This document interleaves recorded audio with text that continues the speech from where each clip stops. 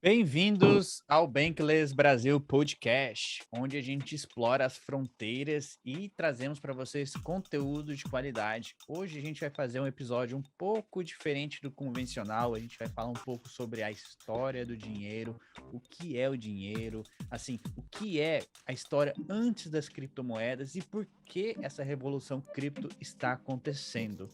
E hoje eu trouxe um cara muito ativo ali, um membro da DAO, um cara sabe bastante sobre o mundo cripto e, né, topou me ajudar a explicar para vocês o que é, né, dinheiro, o que a gente considera como money. Então, com vocês aí, Diego. Fala, Diego. Valeu, Guel. Prazer estar aqui com você. Quero agradecer esse convite. Fiquei muito honrado aí, me sinto muito honrado, né? Tem relativamente pouco tempo que eu estou aí na DAO. O pessoal está fazendo hoje, inclusive, 2 meses que eu conheço a DAO e tenho me sentido muito motivado, né, cara? Porque é muita gente boa no mesmo lugar, muita gente com muito conhecimento, uma galera com cada um com uma história diferente, uma experiência diferente, cada um com suas habilidades e tem sido engrandecedor para mim estar fazendo parte dessa comunidade. E vou tentar contribuir da melhor forma que eu puder hoje. Então, muito obrigado por você ter vindo, Diego, e assim, topar, ensinar o pessoal o que, que é o dinheiro, né? Como que está acontecendo no mundo agora, o que, que é essa revolução cripto, o que, que a gente está fazendo, enfim.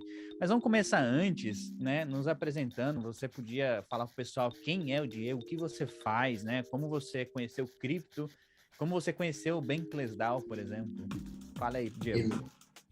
Beleza, cara. Então, minha formação profissional é na área do direito, cara. Eu tenho 12 anos aí trabalhando nessa área, sempre aí de alguma forma vinculado ao serviço público. Já trabalhei no Poder Judiciário, Poder Executivo, e principalmente na época da pandemia, isso refleti bastante sobre a vida, né? Acho que foi um momento em que todo mundo se questionou sobre algumas coisas, e eu tentei ressignificar aí, né, alguma minha vida profissional. E naquela época eu já tinha algum envolvimento em cripto por conta de um amigo, um amigo da época de escola, o cara que me apresentou. E eu lembro que lá em 2017, né, aquele boom de ICOs, o cara empolgadaço vinha falar comigo, me contava o que estava acontecendo e aquilo não fazia o menor sentido para mim. O cara falando de ICO, EOS, O que, que é ICO, enfim, né? O que, que é Atom. isso? Rapaz, aquilo não fazia o menor sentido para mim, porque eu também não tinha trato ali com o mercado financeiro tradicional, nem com isso na época, né?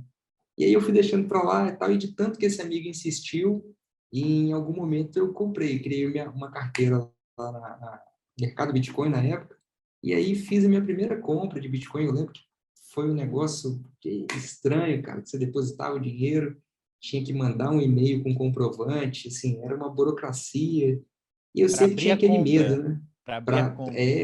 para abrir a conta, você tinha que mandar uma foto do documento, uma foto sua, e quando você fazia o depósito, você tinha que mandar o comprovante por e-mail para comprovar que você tinha feito. Aquilo demorava uns 2 dias para aquele dinheiro aparecer na sua conta.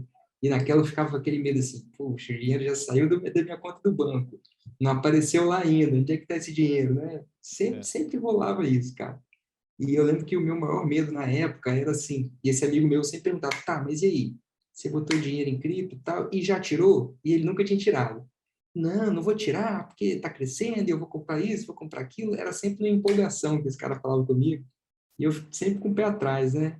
Aí, enfim, aí comprei a primeira vez, não fazia o menor sentido, assim, eu olhava os nomes, né? Ethereum, Ethereum Classic, Ripple, enfim, as moedas Litecoin, e, cara, eu ia pelo nome e pelo preço. Eu falei, esse nome aqui é legal, vou comprar esse negócio.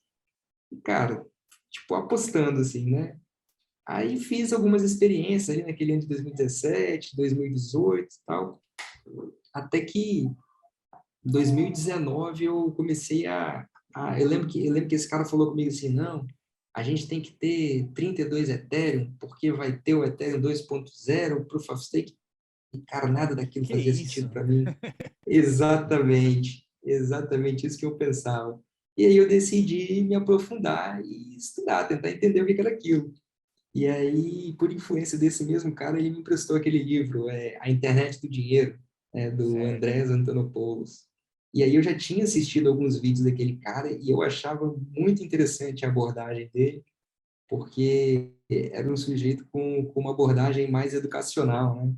Não era, o papo dele não era aquele papo assim, vamos ganhar muito dinheiro, vamos ficar todo mundo rico. Não era isso. O sujeito é um educador, assim, você vê que é um cara super inteligente, super bem capacitado. Aí eu acho que ali começou a me atrair de fato para eu tentar entender o que estava acontecendo, né? E aí, cara, daí para lá, eu entrei de cabeça nessa questão de, cara, o meu dia passou a ser, quando eu não estava trabalhando, eu estava vendo criptomoeda, tentando entender o que estava acontecendo, né, cara? O E aí, ecossistema é gigante, né, cara? Então muda exato, cara, muito, então é muito difícil acompanhar tudo, por isso que requer muito tempo de dedicação ali para aprender o que está acontecendo, né? exatamente. E assim, ainda bem que a gente tem alguns canais hoje. Hoje é muito mais acessível. A gente tem o Bancas aqui no Brasil, então você tem conteúdo em português, você tem conteúdo acessível, sabe, conteúdo gratuito. Na época, cara, ninguém falava disso aqui no Brasil. Então, você, uma coisinha ou outra, então o conteúdo era tudo em inglês, então, assim, existia uma dificuldade maior, né? E aí, com pandemia, teletrabalho, eu passando mais tempo em casa, teve aquele período de ócio, digamos assim. Cara, aí eu entrei de cabeça, foi o que me, digamos assim, foi o que me salvou de colapsar mentalmente, cara, porque assim, eu estava trabalhando em casa e eu e minha esposa em casa, a gente, né, na época a gente morava numa cidade afastada da nossa família, então a gente, na nossa convivência, era com os colegas de trabalho, e aí, de repente, naquele período, você não tinha mais com quem conviver, porque você não trabalhava É. presencialmente, né? E, cara, e aí minha companhia era cripto, e aí as pessoas com quem eu falei todos os dias, durante esse período aí de home office e tal, era com a minha esposa e com esse amigo meu da parada, que me introduziu aí a história da criptomoeda.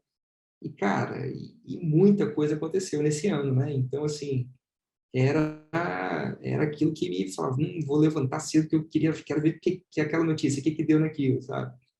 Então foi mais ou menos assim que, foi mais ou menos não, foi assim que eu acabei entrando em cripto e acaba que nos últimos 2 anos, cara, é o assunto, é o assunto corrente do meu dia, assim.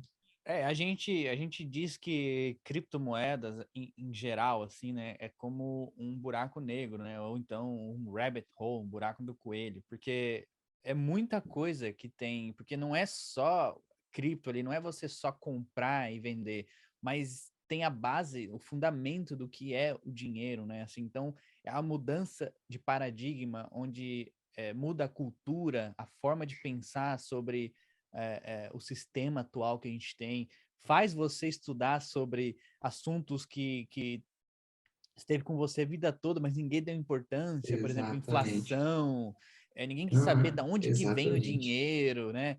É, como que é essa moeda fiduciária, o fiat money, ninguém se interessou sobre isso, como que é essa economia de crença, né? A gente vive numa economia que a gente acredita, a gente confia que o governo vai fazer um bom trabalho e acaba que eles não fazem, né? Não fazem um bom trabalho. Então, assim, nunca veio esse questionamento na maioria das pessoas. E hoje eu estava refletindo, Diego, o motivo, talvez, porque a gente não tem educação financeira nas escolas. Será que os governos não querem que nós aprendamos sobre esse sistema financeiro que vivemos? Será que eles não querem que a gente aprenda sobre inflação, por exemplo, na escola? Por quê? Porque talvez, Uhum. né, o jovem vai falar, pô, então é errado isso. Como é que é? Como é que funciona isso? E a Então, gente vai, é algo muito interessante a se pensar, né? E isso traz é, aquela pergunta, o que que a gente vai falar hoje? Por que que a gente está gravando esse podcast, né? Assim, lembrando que eu e o Diego, nós somos entusiastas no mundo cripto, a gente estuda bastante, conhecemos um pouco desse mercado, lógico que não conhecemos 100% ainda, tem muita coisa para a gente aprender, conhecemos um pouco da história, né, a filosofia do dinheiro, a gente pensou em trazer esse assunto à tona, ensinar, mostrar para o pessoal a nossa opinião, mas lembrando que é nossa opinião, tá?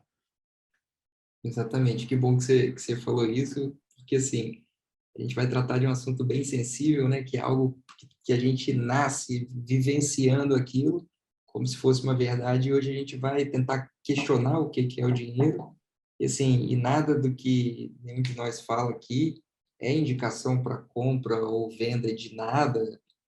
Quando eu falo que alguma postura financeira é boa, eu quero dizer que ela é boa para mim, ela funciona bem para mim, não quer dizer que vai funcionar bem para todo mundo, mas assim, eu acho que o importante é a gente tentar trocar ideia, trocar experiências para que todo mundo consiga ter a capacidade de reflexão e entender a sua própria realidade e tomar as próprias decisões de maneira consciente. E nesse sentido, a DAO tem sido, para mim, cara, o melhor achado que eu tive nesses últimos anos, porque justamente assim, a gente acaba tendo uma interação ali e um tráfego de informação ali, né? Uma troca, cara, que é muito grande. A gente Não tem preço, tem né? exatamente. E aí, quando a gente fala de cripto, e você citou essa situação de que cripto faz a gente entrar nesse rabbit hole aí, né? Porque às vezes, não importa pelo que você entrou em cripto, mas aonde aquilo te leva. Quer dizer, eu entrei porque um amigo me falou sobre Bitcoin. E aí, cara, você acaba estudando dinheiro, tecnologia, sistema financeiro, comunidade, porque isso que a gente faz aqui, cara, é a noção de comunidade, sabe? Tribalismo dentro de comunidades. E assim, hoje a gente está aqui conversando sobre um assunto que, cara, faz parte da vida de todo mundo, né? E, Exatamente. e para minha esposa, acho que minha esposa ficou tão feliz quanto eu quando eu encontrei a Dal, porque agora eu tenho mais gente com quem conversar sobre cripto e não fico mais tanto no ouvido É. dela. Eu acho que todo mundo lá na Nadal tem esse mesmo sentimento, né? Você tem o pessoal que é casado, tem a esposa fala, não aguento mais esse cara falando de cripto, né, meu? Fala com outra coisa. E lá na Nadal a gente encontra outras pessoas que estão no mesmo patamar que a gente, conhecem bastante, estão bem profundo no mundo cripto, a gente troca bastante informação, muito legal. E como que você conheceu a Dal? Só para Cara, curiosidade, pessoal. foi uma coisa meio, não sei se eu acredito em destino ou não, mas se eu acreditar, vou dizer que foi isso. Cheguei em casa um dia, há pouco tempo, e por acaso eu estava zapeando ali o Twitter, tipo, um sábado à noite, não tinha nada para fazer, e por acaso tinha um Spaces, tinha acabado de começar um Spaces da DAO. E eu nunca, inclusive, eu nunca tinha participado de Spaces, eu pensava assim, nossa, deve ser super chato, você vai ficar ali ouvindo o pessoal falar. Cara, eu decidi entrar e eu lembro que estava o Vitor e eu não lembro quem mais que estava, mas tinham três pessoas, tinha acabado de começar. Eu tava E aí também. foi, você tava? Então, e tipo, eu vi que a galera se chamava, ei, tudo bem, fulano, tudo bem, fulano, tudo bem? Tipo, eu não conhecia ninguém, eu falei, ah, pô, essa galera já se conhece? Que bacana, que eu não conheço ninguém aqui ainda? Tipo, a galera já tá conversando sobre isso e eu não conheço ninguém para falar mais. E aquilo foi muito bacana para mim. Tipo, eu lembro que eu fiquei uma meia hora ali conversando e, cara, foi muito bacana, assim, o clima, sabe, a receptividade da galera. E aí eu lembro que no dia seguinte, assim, eu já dei uma olhada lá na newsletter para ver o que tinha. Pô, gostei do conteúdo, né? Tipo, eu já tinha conhecimento desse conteúdo da Bankless HQ antes, mas achei muito legal a comunidade que estava surgindo em torno daquilo ali. E eu me senti muito impelido, assim, a querer fazer parte daquilo, sabe? Pô, e aí, desde então, foi como eu te falei, assim, parece que eu achei minha tribo ali, sabe? Minha sensação é essa. Exatamente. Então, para quem não conhece o Bankless DAO ainda, faça como o Diego. Ele participou ali de um Twitter Space, entrou no nosso Discord. Hoje ele é um contribuinte ativo, né? Escreve, traduz, participa de reunião do jurídico, tá fazendo podcast. Então, assim, é uma comunidade que tem espaço para todo mundo e, como a gente sempre fala, estamos contratando. Não importa qual é a sua habilidade, o que você sabe fazer, sempre vai ter alguma coisa legal ali dentro da DAO, porque a nossa missão principal é propagar a mensagem Bankless. A gente quer que as pessoas tenham mais soberania sobre o dinheiro, que elas aprendam mais sobre esse ecossistema cripto. Então, se você quiser fazer parte, a gente vai deixar o link, como sempre, o link do Discord, da nossa DAO, o convite, vai estar aqui na descrição do vídeo, deste episódio. Então, entre, participe, seja mais uma voz nessa revolução Bankless que nós estamos criando aí. Bom, mas, Aí, né, chega de introdução, vamos ao nosso assunto do dia. O que que a gente vai falar hoje?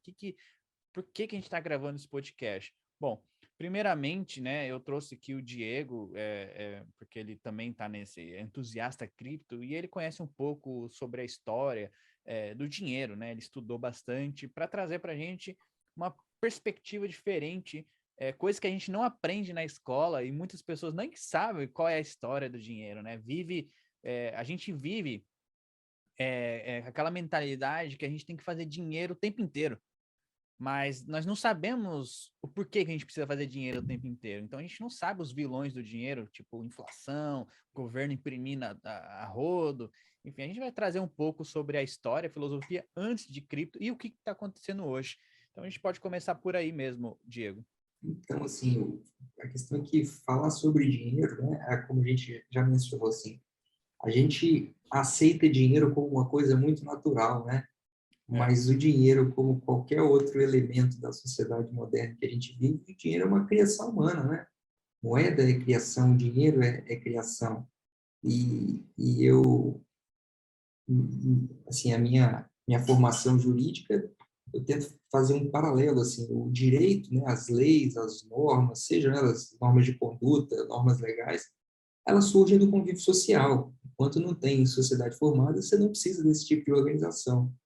E o dinheiro surge quando existem pessoas.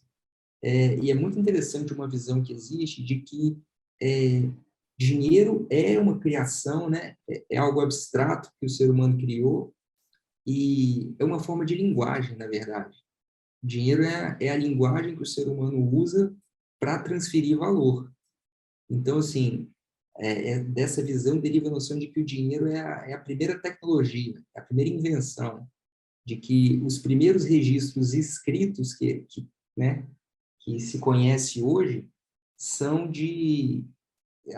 da linguagem, né, são de registros de dívidas, registros de transações comerciais. Então, assim, até nesse livro do Andrés Antonopoulos, que a gente referencia lá, esse Internet do Dinheiro, ele menciona que existe uma suspeita de que a linguagem escrita surgiu para dar um embasamento maior, para facilitar o registro da linguagem que já era praticada, né? Que é a linguagem do dinheiro. Então, assim, para falar disso, a gente tem que voltar a um passado muito remoto da humanidade, né? Lá Então, assim, na idade do bronze ainda, né? Para quem fugiu da escola, essa idade então, do bronze é entre 3 mil anos, 1.000 anos ali antes de Cristo. Então foi exato, mais ou menos por aí que a gente tem os primeiros registros de dinheiro, né? de dinheiro de alguma forma que a gente mais ou menos pode relacionar com o dinheiro que a gente conhece hoje, né? Porque antigamente o que era dinheiro? Como que as pessoas se relacionavam? Se eu tenho uma coisa que você quer e você tem uma coisa que eu quero, a gente troca. Isso é muito comum, assim, como criança, não sei se na sua época, se é da época que o chips vinha com tazo, né? Vinha Aham. com tazo do Pernalonga, Exatamente. Cara, eu lembro até hoje, eu levava meu lanche para a escola, mas se o meu colega tivesse o tazo, ele tirou o tazo que eu não tinha, eu trocava o meu lanche pelo tazo dele. Então, assim, isso é uma forma já que a gente pratica sem saber de transferir valor. Porque, pô, eu tinha o meu lanche ali, o cara tinha um tazo que eu queria e estava com fome, eu trocava meu lanche com ele, porque para mim, naquele momento, o tazo valia mais do que o meu lanchinho. E é isso é escambo, né? A gente vê isso na escola quando está estudando história do Brasil, quer dizer, quando os portugueses chegam aqui no Brasil, chegam com aquela noção de valor de que o ouro era valioso, né? Os metais preciosos tinham muito valor de onde eles vinham. E para os nativos, os indígenas brasileiros, aquilo era comum, né? Não tinha a mesma utilidade que existia. Então, assim, a valoração daquilo era diferente.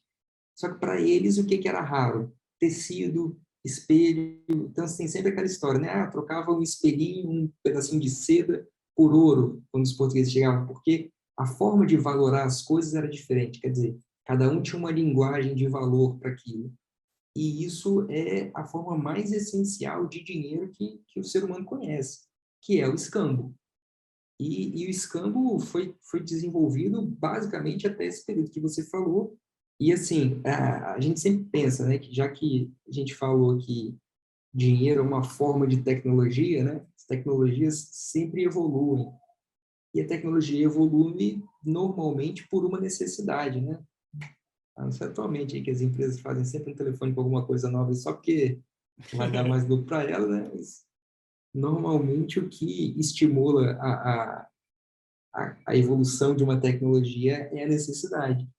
E o escambo, por mais que ele funcionasse lá na antiguidade, ele tem limitações óbvias, né?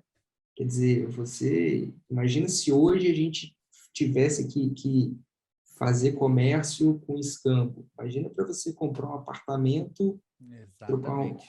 não é? As Você coisas tem são diferentes, casas, né? você As tem... pessoas dão valor diferente. É difícil você ter mensurar o valor, por exemplo, né? Antigamente o pessoal trocava galinha por batata, né? Ou sei lá, Exatamente. coisas que eles cultivavam, plantavam por uma outra coisa. Só que às vezes Exato. num ano dava muita batata e dava pouco morango, por exemplo, ou sei lá, o frango não produziu bastante. Então tinha esse valor, né? Eles não conseguiam mensurar isso direito, né? Então hoje é a mesma coisa. Exato. Se você quiser ficar trocando alguma coisa com a pessoa, você vai dar o valor, né? Ah, eu quero trocar o meu microfone por alguém, por uma câmera, ou sei lá, por uma outra coisa. Ambos têm um valor diferente, então é difícil você fazer essa troca, tipo, na orelha, assim, essa troca de um para o outro, Sim, sem ter um valor agregado, né? exato. Até porque isso é o essencial da noção, qualquer noção da teoria econômica. É oferta e demanda. Se aquilo que você tem para ofertar não é demandado por ninguém, aquilo para de ter valor. É a noção hoje de algumas profissões já, que às vezes a pessoa fala de determinada profissão ser desvalorizada e associam isso com o fato de ter muitos profissionais naquela profissão. É que as demandas, às vezes, da sociedade mudam e algumas profissões deixam de existir, vão sendo desvalorizadas com o tempo. E o mesmo tipo de coisa acontece com produtos. O exemplo que você deu da batata. Imagina um sujeito que é sapateiro e aí ele fez sapato para todo mundo da comunidade dele. Mas ele continua precisando comer. Ele só tem sapato para oferecer. Mas todo mundo já tem sapato. E ele, você entende o problema que a Sim, gente chega nisso? E o sim. outro problema é a dificuldade de se escalar, né? Quer dizer, você transformar essas trocas numa troca de escala. Você imagina fazer uma troca que hoje aquilo a gente pensa assim, ah, eu vou comprar um apartamento, eu vou comprar um carro, mas eu só tenho laranja para trocar. Você vai precisar de quantas laranjas?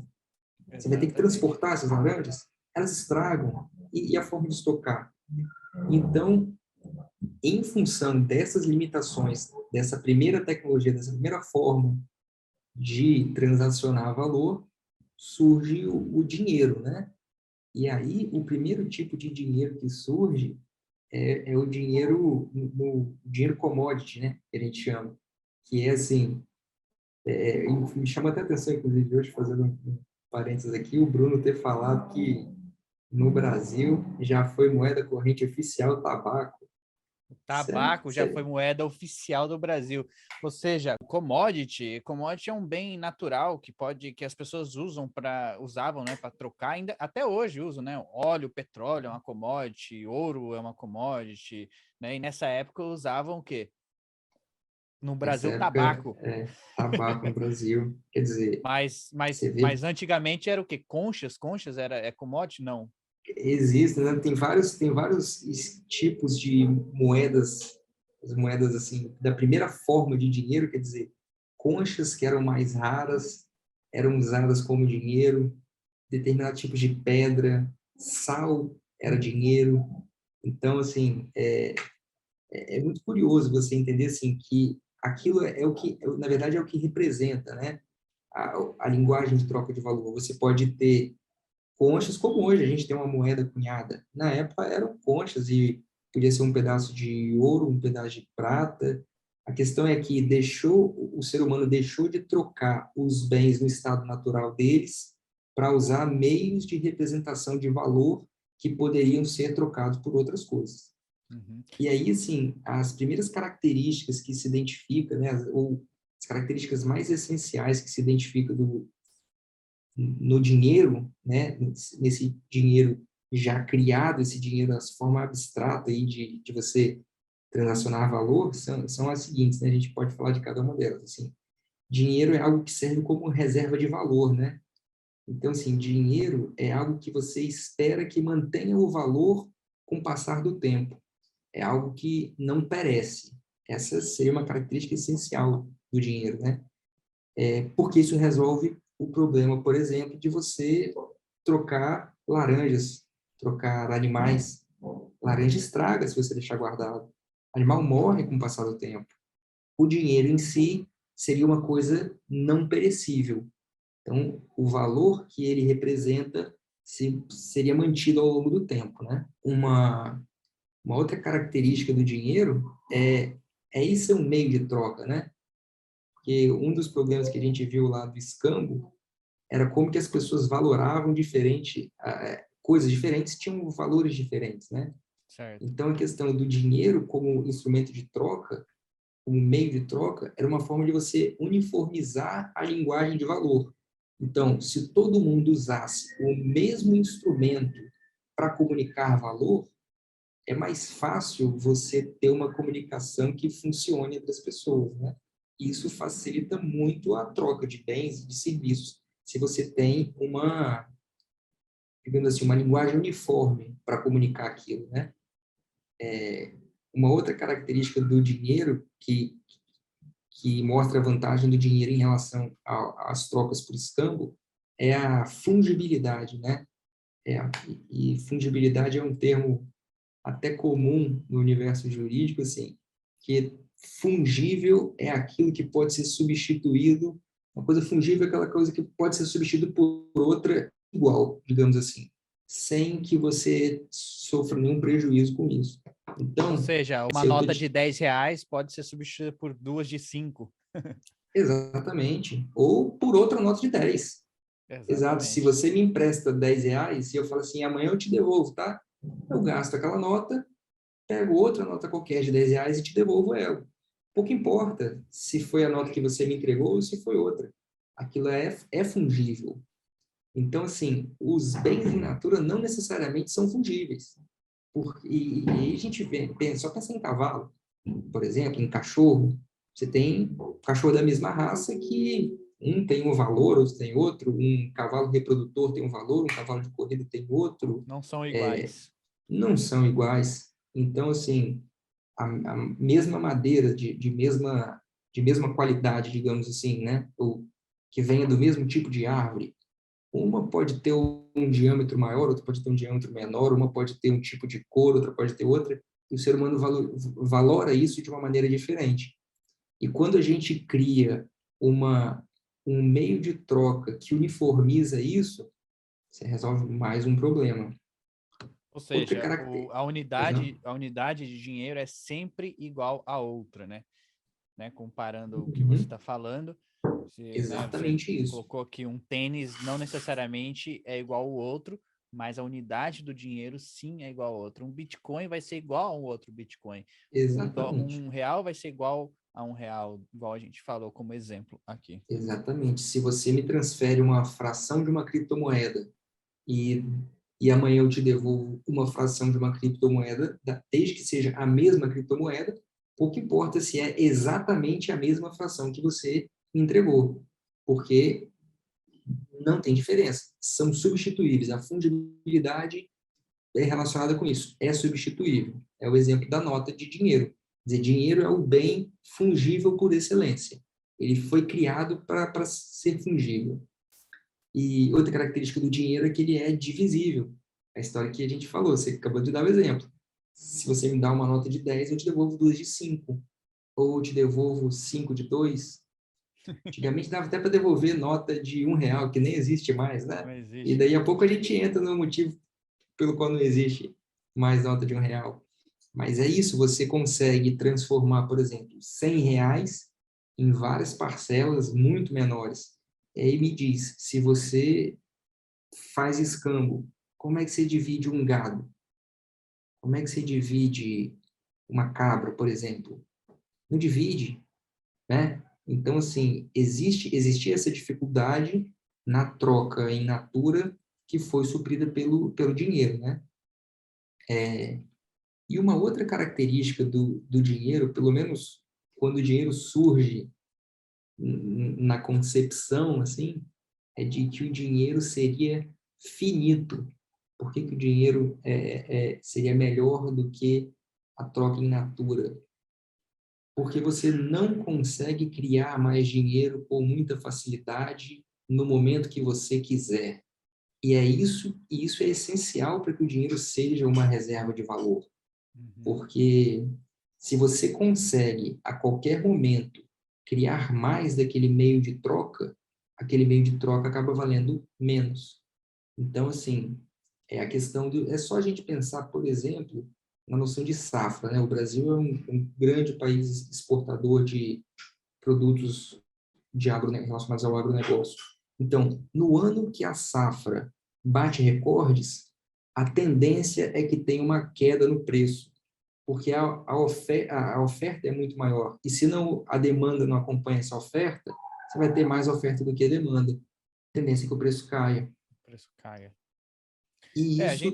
gente pode até comparar isso, lembrando o que você está falando, na questão do ouro, né? Eu acho que o ouro foi até escolhido ali no passado como uma moeda, assim, existe já mais de 5.000 anos o ouro, e ele tem uma certa previsibilidade de quanto ouro vai existir. Só que é uma previsibilidade, você não sabe ao certo quanto existe, quanto vão minerar ali. Só que tem como ter uma pequena previsibilidade que o ouro vai ser algo escasso, mas ele também não é um bem finito, né? Ele, né, agora Sim, com as novas tecnologias, assim, o pessoal vai, sei lá, conseguir minerar aí um asteroide, tem estão abundância de falando ouro, disso já, né? né? Minerar E ouro embaixo d'água, né? Já estão falando disso aí. O ser exatamente humano nos dá, oceanos aí, que o não ser humano sabe, dá né? jeito para tudo, cara. Porque o avanço Quando... tecnológico é muito rápido. Então, você acha que Exatamente. é, a gente vai viver para sempre minerando da mesma forma sempre? Não, novas tecnologias estão surgindo de onde eles vão encontrar maneiras diferentes de minerar esse ouro, né? Sim, e a gente está falando do ouro, né? Quem já sabia disso desde que eu sou criança era o Silvio Santos, né? Que dava ouro e ainda Barras de falava ouro. assim, que valem mais do que dinheiro. Isso é que é o mais importante. O cara já Exatamente. sabia disso. Então é justamente porque o que é mais difícil você ter? Você ter mais ouro no mercado ou você ter mais dinheiro? Dinheiro é papel. Dinheiro você imprime. Ouro você tem que tirar debaixo da terra. Então, assim, e hoje é bem comum, né, o ouro ser essa reserva de valor, em períodos de crise as pessoas procurarem um investimento mais seguro e muita gente comprar ouro, é por causa disso, porque é difícil você produzir ouro, você extrair o ouro, e não é tão difícil assim com dinheiro, né? Tanto é que a gente tem visto aí, você vê, virou meme, né? Aquele money printer go burr, né? Então, quer dizer, as impressoras de dinheiro estão aí, cara, cuspindo dinheiro, porque é fácil. Se a moeda fosse ouro, como é que você resolve? Você É, tem que ter tempo para minerar aquilo mais, né? Então, assim, a questão de uma moeda boa, ela ser finita, isso é uma característica essencial para que a moeda tenha uma preservação de valor. E aí, uma coisa que a gente vai falar mais à frente, mas assim, já lembrando, uma das grandes questões assim que tornam o Bitcoin tão importante quanto é que a oferta de Bitcoin é finita. E a gente já sabe, desde o momento em que o Bitcoin foi criado, o white paper foi publicado, você já sabe quantos Bitcoins vão existir até o final no máximo, assim, na vida, né? é, E isso gera uma previsibilidade para, assim, num aspecto econômico e financeiro para o ser humano, que hoje a gente não tem. Então, você vê, certo. hoje a gente tem que esperar o Banco Central, a cada trimestre ou a cada bimestre, declarar qual vai ser a nova taxa de juros. A gente não sabe como que o governo vai pagar determinados títulos, se vai emitir mais título ou não. Então, assim, a gente tem determinadas expectativas em relação à política monetária que existe hoje, em relação, seja ao Brasil, em relação a outros estados nacionais, mas quando o Bitcoin vem com uma política monetária muito bem definida desde o começo, ele está, na verdade, retomando uma característica essencial do dinheiro. Nesse caso, a finitude do dinheiro, né? Exatamente. Mas antes da gente seguir com esse papo de criptomoedas, a gente precisa primeiro falar como os metais preciosos se tornaram dinheiro, né? Após o escambo, a gente começou a gente estudou que os metais foram escolhidos ali para substituindo para ser uma ferramenta de troca, para servir como dinheiro. Como que foi? Como Aham. começou tudo isso? Então, isso é engraçado, assim, o primeiro registro, engraçado, na verdade, perdão, curioso, né? O primeiro registro que existe, assim, de moeda é da China, né, dos anos 700 e alguma coisa ali antes de Cristo, e foi muito curioso, quer dizer, como que o escambo foi transferido para metal, né, naquele cenário ali. O pessoal trocava escudo por espada e pedaço de armadura e tal, e uma tigela de metal, alguma coisa assim. Só que aí eles tinham que levar aquilo para o mercado. Aí o que começaram a fazer? Aquilo passou a ficar armazenado, né, estocado em armazéns, e começaram a fazer miniaturas das coisas. Então, na hora que você ia levar para trocar, você não precisava levar uma carroça cheia de coisa, você levava uma caixinha com a miniatura daquilo que você tinha para trocar.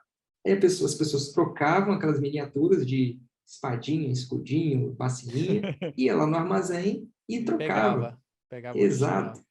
E aí, Legal. disso, para aquela miniatura se transformasse numa moeda, que foi um pulo, né? Então, assim, é o primeiro registro histórico que a gente tem de cunhagem de moedas em metal, né? E até mesmo na própria China, quando eles criaram essas moedas, acho que eles começaram a exportar essa tecnologia de dinheiro para o resto do mundo, né? Inclusive, a China, se eu não me engano, foi o primeiro ali a trazer o papel como representação dessas moedas, não é? Exatamente. Eu vou compartilhar minha tela com você aqui para a Eu acho gente conseguir mostrar aqui. Vamos ver. isso, boa. Você consegue ver aí? Sim. Então, assim, Bom, esse é o pessoal, primeiro. esse é o primeiro papel, moeda, né? O primeiro papel que representa a moeda lá na China, criado pelo chinês. Olha que interessante. Muito louco, né?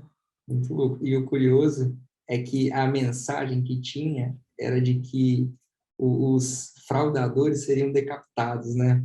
Era a Nossa. mensagem que estava na nota. No dólar tá escrito assim: In God we trust. Em Deus a gente confia.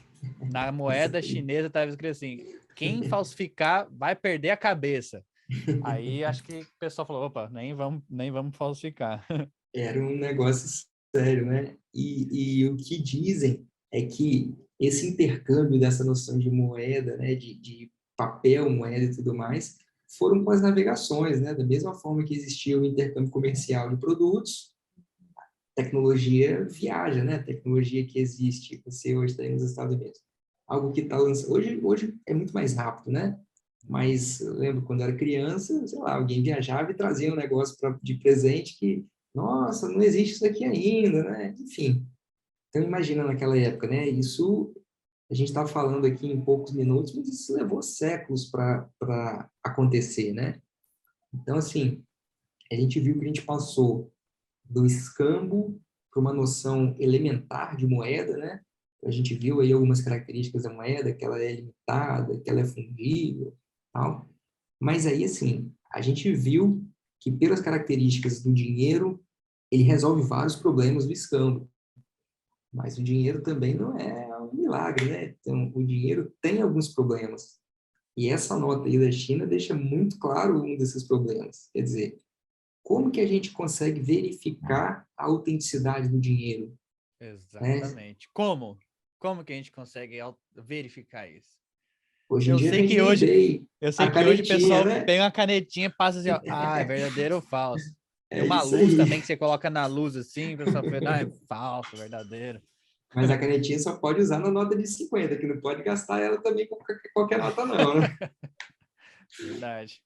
E o outro problema é, assim, o quão difícil é fazer mais dinheiro, né? Então, assim, o dinheiro, a noção moderna de dinheiro em substituição ao escambo resolve alguns problemas, mas tem esses outros dois, né? Quer dizer, você consegue definir que o dinheiro é limitado, tem uma oferta limitada, e como que você verifica a autenticidade disso, né? Então, assim, antes É da... algo que as pessoas não sabem, né? Não se dão conta, assim, não se fazem essa pergunta se o dinheiro realmente que existe hoje é limitado, né? A gente pergunta assim, tá, quem controla o dinheiro? A gente parar para pensar, são os governos, os bancos centrais. Mas esse dinheiro é limitado? Ou a gente vive numa sociedade de crença, né? Que a gente precisa crer, né? Confiar no governo que vai fazer um bom trabalho. Só para a gente Então, refletir sobre isso. só nessa reflexão, cara, eu me lembro de uma notícia que eu assisti, que eu vi no início desse ano, assim, eu vou arredondar aqui os números, mas assim, eu me lembro quando a minha mãe chegou em casa em 94 para 95, eu era criança, ela chegou com uma nota de R$ 50 em casa. Cara, aquilo era muito dinheiro, aquilo era muita grana. Tipo, sei lá, ela tinha recebido salário, sabe? E foi a primeira vez que eu via uma nota de real, porque a gente tinha saído do Cruzeiro Real para o Real, né? Foi o início do Plano Real ali no governo do Fernando Henrique. E aí, essa reportagem que eu vi foi mostrando como que o real perdeu o valor ao longo desses praticamente 20 anos aí de real. Então, 100, R$ 100 aqui. Na verdade, sim, o dinheiro teria perdido 83% do valor. Então, assim, se você tivesse guardado R$ 100 quando o plano real surgiu, hoje você teria R$ 17. Então, assim, hoje você só tem R$ 17 daqueles 100, de tanto que o dinheiro perdeu o valor. E a gente não tá falando assim que você ainda ia ter os seus R$ 100, só que seu Exatamente. poder de compra, né, seria de Exatamente. R$ 17. Quando a gente fala que o dinheiro perde valor, não quer dizer que o seu R$ 100 não será R$ 100, mas o seu poder de compra é diminuído. Porque se você Você abrir parar sua para... carteira, você vai continuar tendo a mesma quantidade de dinheiro, sua Exatamente. conta bancária vai ter o mesmo número lá. Se você parar para pensar, a gente não tá atrás do dinheiro, assim, né? A gente não quer fazer papel, pegar o papel, mas a gente quer ter poder de compra, entendeu? Essa é a real, é, é, o porquê que as pessoas vão atrás de dinheiro, querem o dinheiro, porque elas precisam ter o poder de compra, né? Exatamente, cara. E assim, para ilustrar isso de uma forma, trazendo para minha realidade, a minha experiência, né, cara? Eu Uhum. lembro que nessa mesma época, eu lembro que no domingo eu gostava de acordar cedo só para ir na padaria com meu pai, porque eu pedia para ele comprar Kinder Ovo para mim. E o Kinder Ovo, e eu sabia que era caro, e custava R$ 1 o Kinder Ovo. R$ 1. Se você for no mercado hoje para comprar um Kinder Ovo, eu sei do preço hoje, porque eu tenho sobrinhos e sobrinhas. Cara, custa R$ 6 um Kinder Ovo. O mesmo Kinder Ovo. Hoje custa Caramba. 6 vezes mais do que custava há 20 anos, cara. Então, assim, é isso, é isso que é quando a gente fala de perder valor. O mesmo produto, 20 anos depois, custa 6 vezes mais do que ele custava antigamente. Eu lembro que na minha adolescência, eu ia comer um dogão na pracinha perto de casa e, cara, era R$ 1. Era R$ 1 dogão, R$ 1 Coca-Cola. Hoje, uma lata de Coca-Cola deve estar R$ 6, R$ 5. Não existe mais R$ 1. É por isso que a nota de R$ 1 deixou de existir. Porque você não compra Nada mais nada custa com R$ 1. real. Nada, né? Exatamente, nada custa R$ 1 mais. Então, quando a gente fala de perder valor, é isso. O número continua o mesmo, mas o que ele representa nessa linguagem que a gente tem de valor, ele representa cada vez menos, né? E Antes isso, da gente, pois não. é, eu ia só complementar, antes da gente se aprofundar muito assim nesses problemas que o dinheiro traz, a gente podia explicar para o pessoal o que o dinheiro pode ser. A gente já falou, mas a gente podia falar novamente só para o pessoal saber o que pode ser o dinheiro, né? Sim, que pode ser usado como dinheiro, né? A gente viu que, Exato. assim, depois que o ser humano passa daquele modelo de trocas in natura para uma noção de moeda, essa moeda pode ser um tipo de commodity, que era o bem no estado mais natural dele, que foi o que a gente já mencionou, né? Usavam conchas, usavam sal, o Bruno trouxe para a gente essa referência aí do tabaco, né? Metais preciosos, a prata, o ouro, era uma moeda cunhada de prata, uma moeda de ouro. Então, assim, esse é o dinheiro commodity. E hoje a gente usa aquilo que é o dinheiro representativo, né? Assim, é, é, é o papel moeda em si. Se você pegar uma nota de R$ 100 e uma nota de R$ 2, o custo de produção daquela nota é praticamente o mesmo. Então, o que você troca é o que aquela nota representa, e não um valor intrínseco essencial do papel moeda, né? Você vê uma folha de cheque, que hoje já está em desuso, né? Mas uma folha de cheque, na verdade, é uma ordem de pagamento. Aquilo representa a moeda. Então, assim, isso reafirma só aquilo que a gente vem falando desde o início da nossa conversa, né? Que dinheiro é uma criação, é uma linguagem, dinheiro é uma abstração, uma forma que a gente tem de se comunicar. E eu lembro sempre do vídeo do Antonopoulos lá, que ele fala assim, hoje pode parecer muito estranho para vocês eu falar de uma moeda digital, mas imagina a primeira pessoa que recebeu um cartão Diners Club, né, que foi o primeiro cartão de crédito na década de 50. Aham. Aquilo era uma ordem de pagamento, mas a pessoa olhava, tá, mas isso não é dinheiro. O que é isso? Não, eu sou membro do Clube Diners e o Clube Diners vai te pagar por minha ordem. Olha Existem que registros lá no Texas que, quando surgiu o American Express, o pessoal foi tentar comprar lá, os comerciantes chamavam a polícia, falando assim: estão tentando usar um plástico, eu quero dinheiro, não quero plástico, né? Então, você vê, a gente começou ali com o ouro, daí criaram uma representação do ouro, né? Que era o papel, e depois do papel criaram uma representação que é o cartão. é Então, o assim, a plástico. evolução ali do dinheiro a gente consegue ver no tempo, né? Exatamente. E hoje, quem tem filho hoje, ou crianças pequenas, cara, é difícil ver papel moeda, né? Outro Uhum. dia a gente estava conversando e eu falei com você daquela música Money, do Pink Floyd, e o início daquela música é barulho de moeda, barulho de caixa, e não é caixa eletrônica, porque caixa eletrônica não faz barulho. É aquele caixa que parecia uma máquina de datilografia de antigamente, que o recibinho saía ali e a pessoa rasgava. Isso não existe mais. Isso é um tipo de dinheiro que, para a gente, hoje já é ultrapassado. Então, assim, eu não me lembro, para falar a verdade, eu só uso dinheiro físico em espécie porque aqui onde eu moro tem uma ponte e tenho que pagar o pedágio da ponte, em um dos sentidos dele, e eles não aceitam nenhuma outra forma de pagamento senão dinheiro. Então, hoje eu só uso dinheiro para pagar o pedágio da ponte. Fora isso, o cartão, eu tenho 100% um cartão. digital, cartão, cem por Pix, cento 100%, cara. né? Enfim, E isso tudo vai cartão, ser cripto, né? Só o pessoal saber. então, essa que é a questão. O dinheiro hoje já é digital, né? Já é As digital. pessoas, assim, o dinheiro ainda não é uma criptomoeda, não é mais. Os bancos centrais já estão discutindo isso, né? Mas hoje o dinheiro já é digital, hoje o dinheiro já é um número no seu aplicativo ali do celular, do aplicativo do banco no seu celular.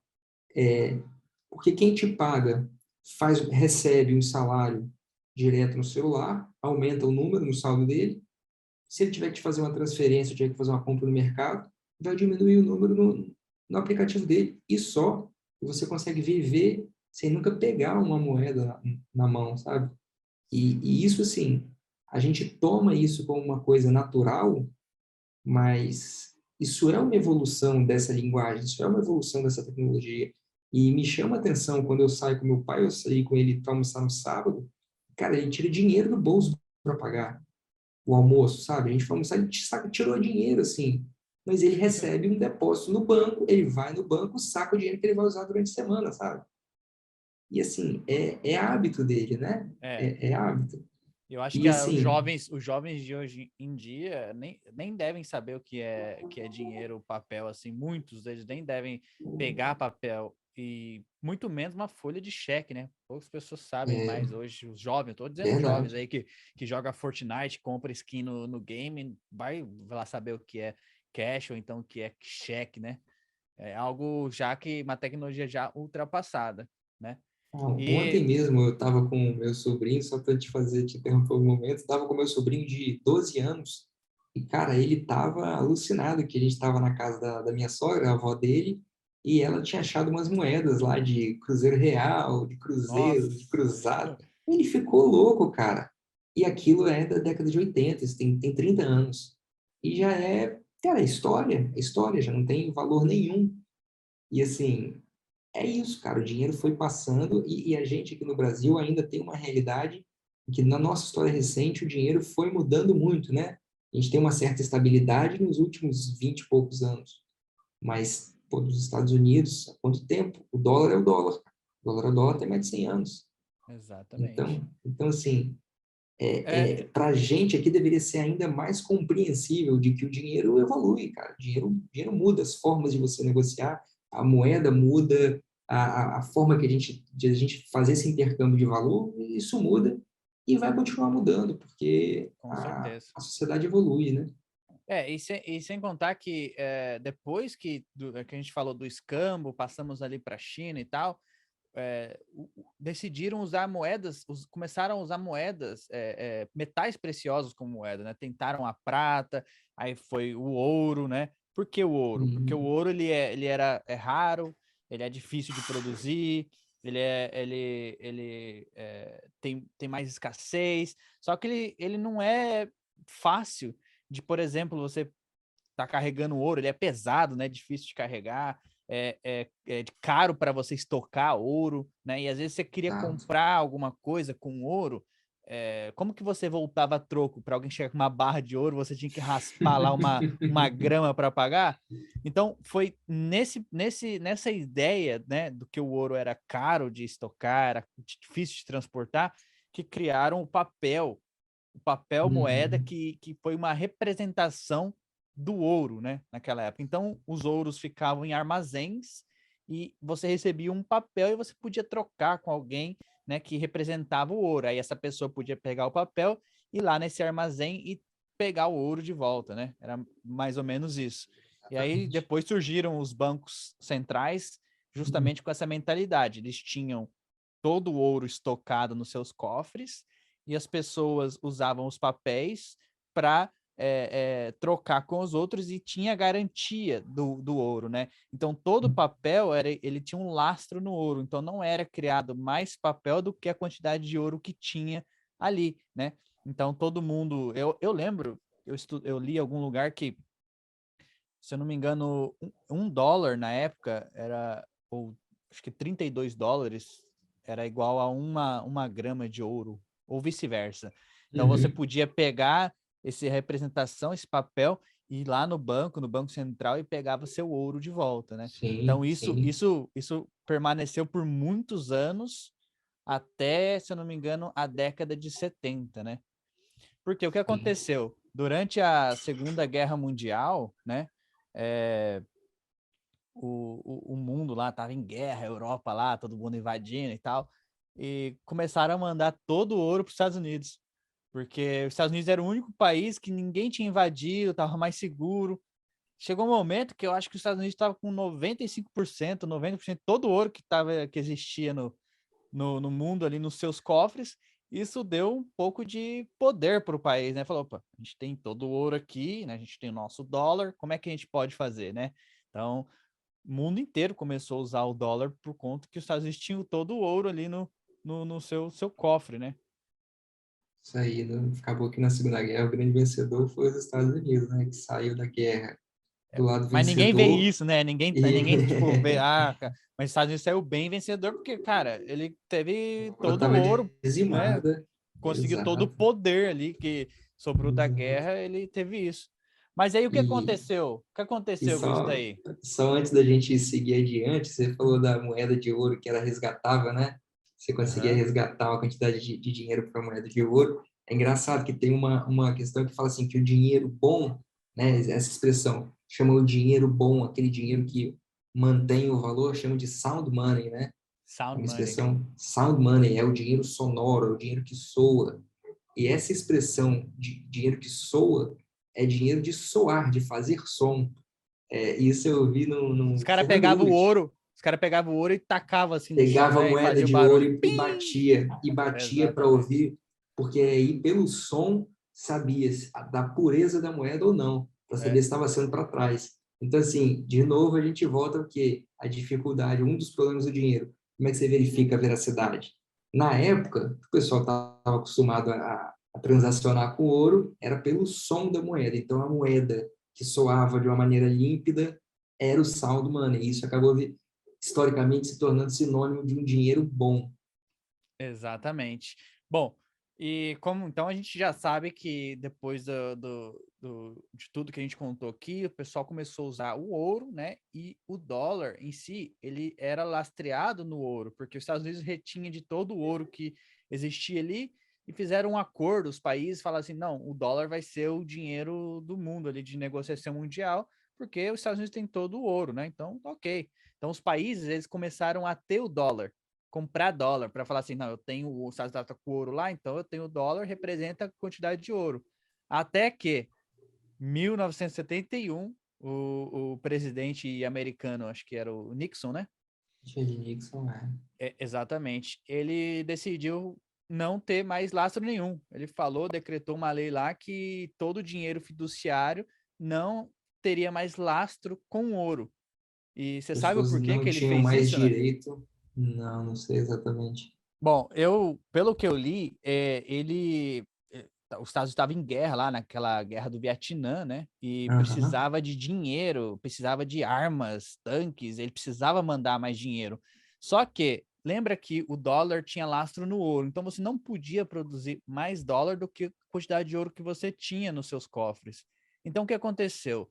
Ele pensou, vamos acabar com essa lei, ia ser temporária, era temporário, porque os Estados Unidos queria imprimir mais dinheiro para poder financiar a guerra do Vietnã, mas era uma medida temporária, que a gente vê que tudo que é temporário vira Fica uma para coisa, sempre, né? fica para sempre, exatamente. Então ele acabou com isso, os Estados Unidos imprimiu uma porrada de dinheiro, aí os Estados Unidos sofreu com a hiperinflação na época, subiu acho que 15%, 12, 15%, e todo mundo sofreu nessa época, assim, financeiramente, né? E aí, onde a gente entra na moeda fiduciária. Por quê? Depois que o dólar não teve mais lastro com o ouro, os outros países, o mundo inteiro começou a fazer a mesma coisa. Começou a ter a sua própria moeda sem lastro nenhum. E por que a gente chama moeda fiduciária ou fiat money? O que é isso? Na verdade, fidúcia é sinônimo de confiança, né? Fidúcia, o fiduciário é aquele a quem você confia nele. Então, assim, quando a gente chama de moeda fiduciária, é porque como ela não tem ouro, ela não tem garantia, a garantia é a confiança que você tem de que o emissor daquela moeda, ou o emissor do título que lastreia aquela moeda, vai pagar, né? Então, assim, hoje, por exemplo, como que o governo, dos instrumentos que o governo tem para fazer dinheiro? Ele emite títulos que o cidadão compra e ele promete que vai pagar naqueles títulos que o cidadão comprou, quer dizer, trouxe liquidez para o governo, e ele vai repagar aquela dívida com um percentual, um juros, alguma coisa assim. Então, assim, se alguma coisa der errada, se não vai ser pago, gerou um grande problema. Então, é por isso O que governo fala, sempre o governo fala assim, la garantia soy yo. Então, Exatamente. É por isso que a gente vê tanta volatilidade, principalmente no mercado de moeda estrangeira em véspera de eleição, porque gera uma incerteza, gera uma insegurança. Você não sabe da continuidade que o presidente novo vai dar ou não a determinadas políticas. Então, torna a moeda muito mais frágil. Só que, por outro lado, né, como você deu o exemplo da guerra, é muito mais fácil você solucionar um problema de uma maneira imediata emitindo dinheiro. Então, assim, preciso de dinheiro. Você imprime mais dinheiro. Foi exatamente isso. Essa foi a postura dos Estados Unidos agora, né? A postura dos Estados Unidos e de diversos outros países do mundo. do mundo inteiro, basicamente, É, durante a pandemia, né? Eles durante a imprimiram pandemia. uma porrada de dinheiro. Na verdade, só queria corrigir, explicar para o pessoal, hoje não se imprime mais dinheiro com a impressora, não vai mais imprimir.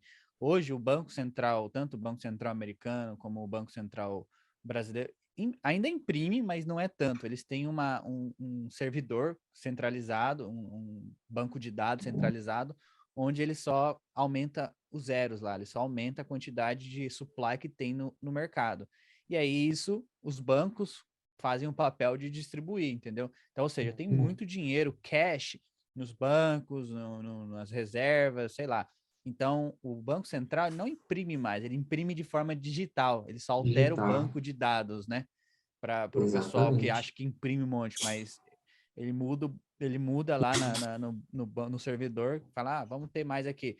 E eu acho, se eu não me engano, foram criados, se eu não me engano, 23% de todo o De supply toda a demanda. Exatamente. No último ano, todo o né? dinheiro que existe em dólar foi criado no último ano. 23%, ou seja, é uma quantidade absurda que a gente nunca viu antes, entendeu? E se isso não vai causar inflação, o que vai, né? Então é Na verdade, complicado. e duas coisas sobre isso que você falou, assim, se a pessoa ainda está com dúvida do que a gente está falando, eu faço um desafio. Tenta amanhã ir no banco e sacar 5.000 reais ou 10.000. Você não consegue. Você não consegue. Mesmo que você tenha, primeiro já tem dificuldade de você ter esse dinheiro em conta, né? Um país em crise do jeito que está. Mas se você tiver esse dinheiro na sua conta, você vai descobrir que esse dinheiro está só na sua conta. Ele não está no banco. Porque se você for, o banco não tem esse dinheiro disponível e ele não precisa te entregar. Isso é bizarro, mas isso é verdade. Tenta aí. Espero ver se alguém vai fazer algum comentário com a gente. Tem uma resolução Imagina do se Banco todo mundo, Central. imagine se todo mundo decidisse tirar o dinheiro na mesma hora. Aí, Não, aí é o não colapso, é o existe, apocalipse não do existe. mercado, do mundo financeiro. Esse ano a gente viu isso na Turquia, cara. O pessoal tentando ir a banco para sacar dinheiro e os saques ficaram suspensos, porque não existia dinheiro para a galera sacar. Então, assim, isso é um grande problema de você não ter nada que garanta a emissão de moeda. Se você não tem nada limitando a emissão de moeda, aí gera o grande problema que a gente ficou de falar agora e chegamos finalmente nele. Quer dizer, a inflação é justamente o governo inflar a demanda de dinheiro, né? E aí o aumento de preços vem porque tem mais dinheiro no mercado. Então, assim, no final das contas, uma coisa que a gente tem que ter noção, pelo menos na minha perspectiva, é o preço de nada sobe. É o valor da moeda que cai. O preço das coisas é o mesmo. Então, assim, naquele livro, o Padrão Bitcoin, o autor, o Safeidan, ele traz uns gráficos comparando o preço de vários produtos em dólar e em ouro ao longo do último século nos Estados Unidos. E a variação do preço das coisas em relação ao ouro é muito pequena, embora haja uma variação muito grande do preço dessas mesmas coisas em relação ao dólar. Não é que o preço de um produto, de um serviço subiu. É a moeda que a gente usa para transacionar valor e comprar aquilo, caiu. Então, quando a gente falou do real, eu dei aquele exemplo dos 100 reais que perderam o poder de compra, e aqueles 100 reais hoje só consegue comprar o equivalente a 17 reais. Não é que as coisas ficaram mais caras, é a moeda que se desvalorizou. E aí a gente chega numa questão que, para mim, é a questão mais cruel desse sistema, e eu acho que é isso que a gente tem que tentar bater nessa tecla para as pessoas refletirem e tentar entender o que acontece. Sim, o único ativo que a gente tem escasso, de fato, na nossa vida é o nosso tempo. Então, É. assim, E é o bem mais tempo. precioso que a gente tem, né? Que é a única coisa que Exatamente. você não consegue ter mais. Exatamente. E aí, quando a gente troca nosso tempo por dinheiro, por meio do trabalho, a gente está vendendo nosso tempo por uma determinada quantidade de dinheiro. Só que se você guarda esse dinheiro, poupa ele, e ao longo do tempo o governo emite mais dinheiro e acaba desvalorizando isso que você guardou, no final das contas, o seu tempo de vida é que está sendo desvalorizado. Então, Exatamente. é cruel isso. Vou con- E existe hoje um desestímulo muito grande para que as pessoas poupem. Porque, por exemplo, você deixa hoje um dinheiro, vou pensar ali, sem fazer apologia a nenhum serviço, mas um Nubank, um PicPay, esses bancos que você deixa o dinheiro na conta e ele está rendendo ali o CDB, 6,5% ao ano. Só que a gente tem uma taxa de inflação real que gira em torno da casa dos 9%. Então, quer dizer, se você guarda o seu dinheiro, e ele rende 6%. Só que o preço das coisas aumenta 9%, você está perdendo 3% aí. Então, quer dizer, todo o tempo Imagina que se você você deixar na trabalhou, poupança ou então debaixo do colchão. exatamente, imagina, você perder 9%. Imagina que você trabalhe 40 horas por semana, dos 44 horas. esses 9% vai dar praticamente 4 horas. Você trabalhou de graça 4 horas. Tenta transformar essa lógica do tempo que você gasta. Porque é a única coisa que a gente tem, na verdade. O tempo é cruel, você vai trabalhar de graça para quem, no final das contas? Para o governo. Porque é o governo que está emitindo dinheiro, né? Então, esse é um problema, assim, enorme que a gente tem no modelo econômico financeiro atual em que a gente vive, né? E Exatamente. aí, A gente vive numa economia de crença onde, por exemplo, os bancos centrais são, eu vou citar o exemplo dos Estados Unidos, mas basicamente todos os países seguem uma linha parecida. Tem o governo, tem um órgão chamado Banco Central, dizem que é independente do governo, mas eles fazem políticas monetárias para o governo, ou seja, eles imprimem, eles são responsáveis por falar qual é a taxa de juros, responsáveis por imprimir mais dinheiro. Então, isso tudo afeta o cidadão comum, o cidadão ali que está, o trabalhador, ou qualquer pessoa. Né? A inflação, ela não é ruim tanto para quem tem muitos ativos, para quem tem investimentos em ações, ou seja, você tem que estar constantemente fazendo dinheiro, porque senão a inflação vai vir te roubar. Porque se você pegar seu dinheiro e deixar parado debaixo do colchão, igual o Diego estava falando, ou então na poupança, a inflação está comendo seu dinheiro. E vai chegar uma hora que você não vai ter mais dinheiro. Não dinheiro, mas poder de compra. Né? Então você tem que estar num constante movimento em fazer o tempo inteiro. Só que a inflação está ali, comendo por trás, comendo nas beiras. Né?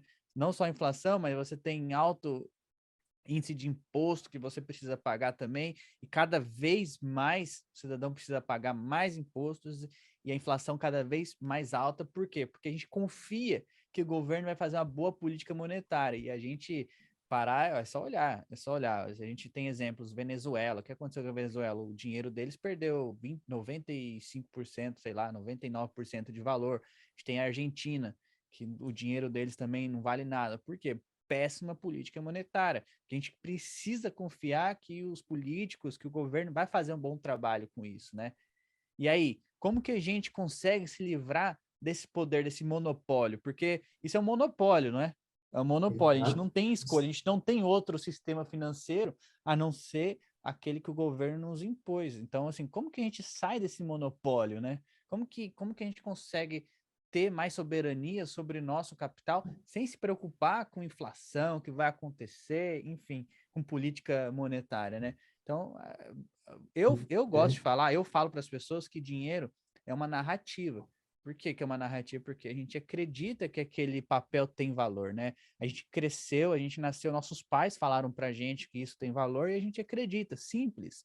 Não tem uma razão por trás porque aquilo tem valor. Ele não tem nenhum valor intrínseco, não tem algo assegurando o valor daquele papel. A gente simplesmente acredita, né? Então, esse paradigma, quando eu comecei com cripto, mudou minha cabeça quando eu comecei a estudar isso. Quando eu comecei, poxa, se dinheiro é uma narrativa, né?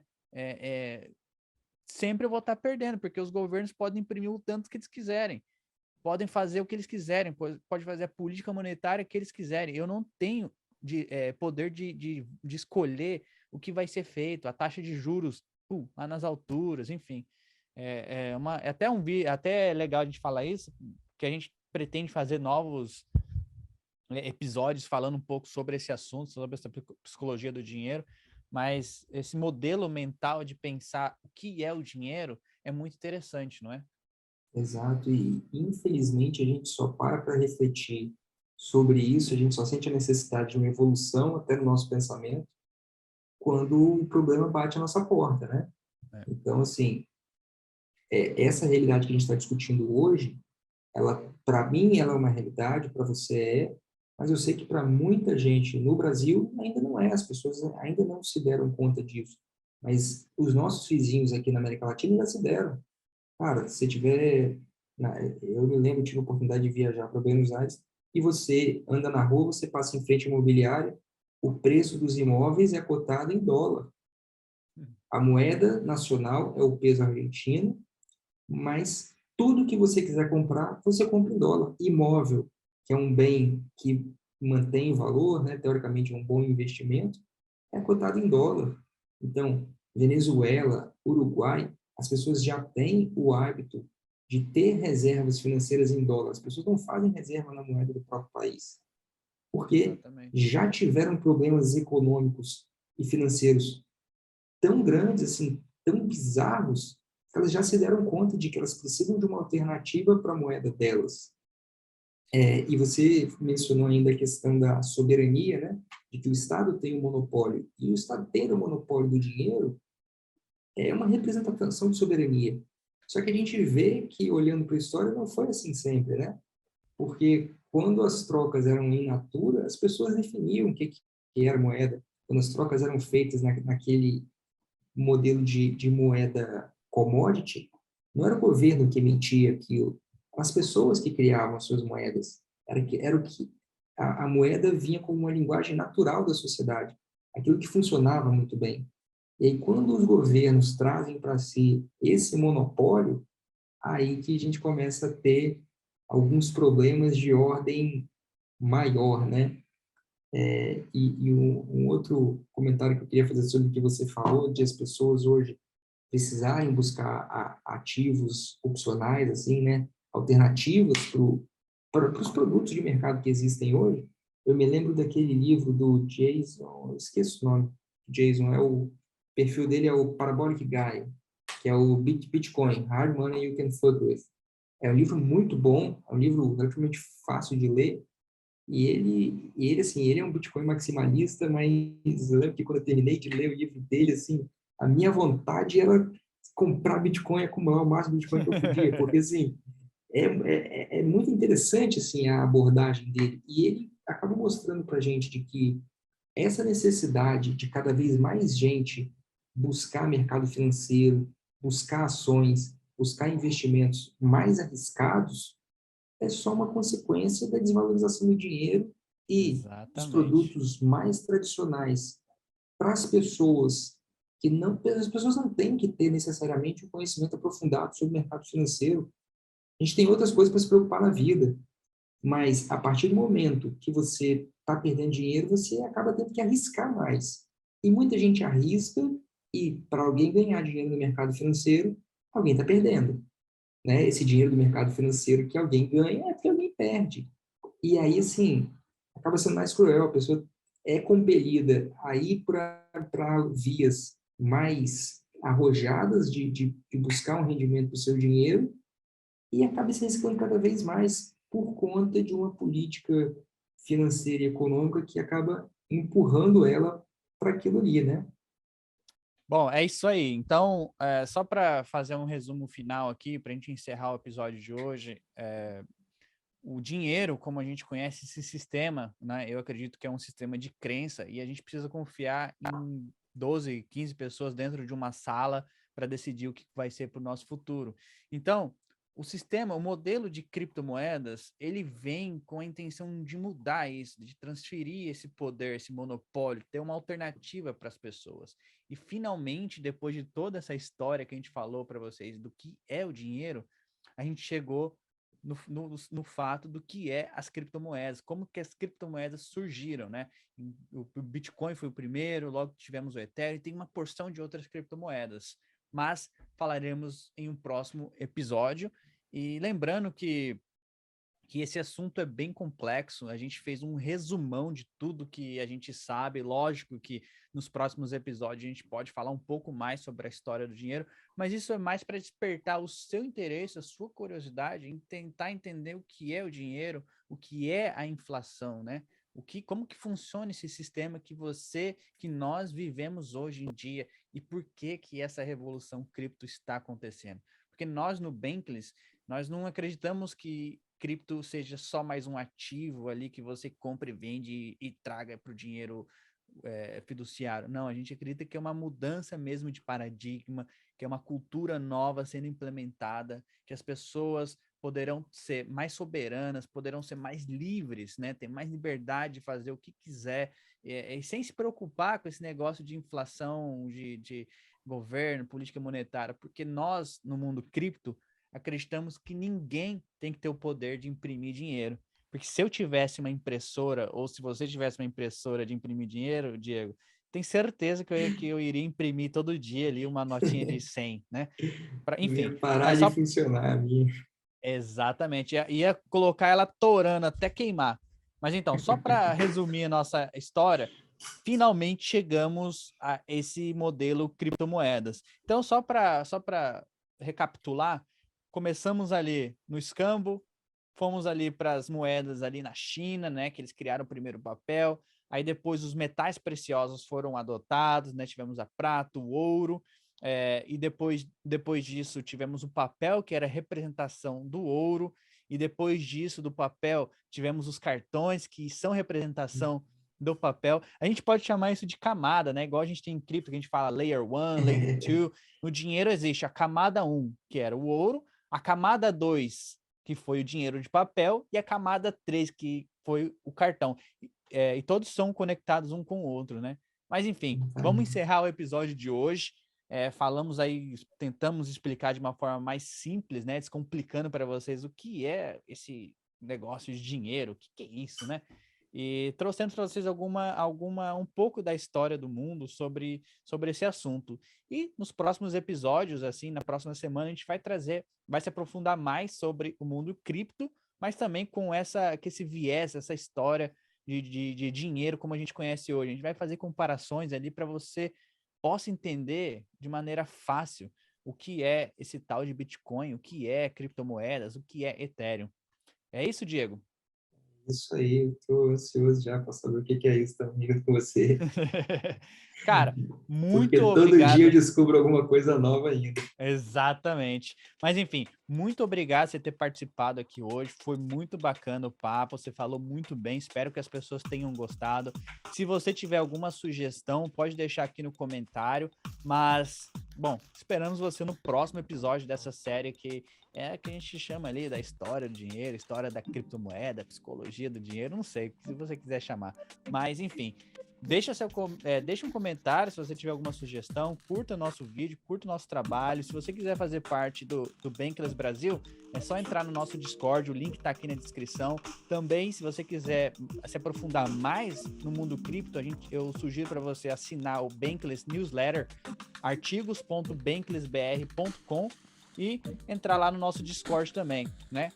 Como o Diego sabe, o Diego começou ali no Discord, hoje está fazendo bastante coisa, inclusive tem publicação dele lá no nosso newsletter, onde ele fala sobre como usar o MetaMask, sobre como usar usar Binance.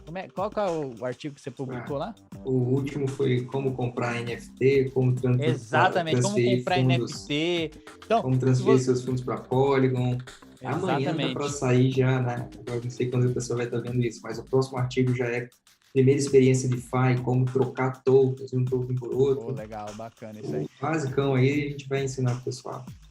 Então, se você ainda é uma pessoa que não conhece esse mundo cripto, que ainda não sabe o que está acontecendo, fique atento nos próximos episódios, mas se você quiser se adiantar, entre lá no nosso newsletter, que lá tem muito conteúdo bacana. Bitcoin, Ethereum, criptomoedas em si são considerados ativos de risco, mas nós estamos indo para o mundo desconhecido, não é para todo mundo. Essa é a fronteira. Estamos felizes que você está aqui conosco e até a próxima. Obrigadão a todos. Valeu, Diego.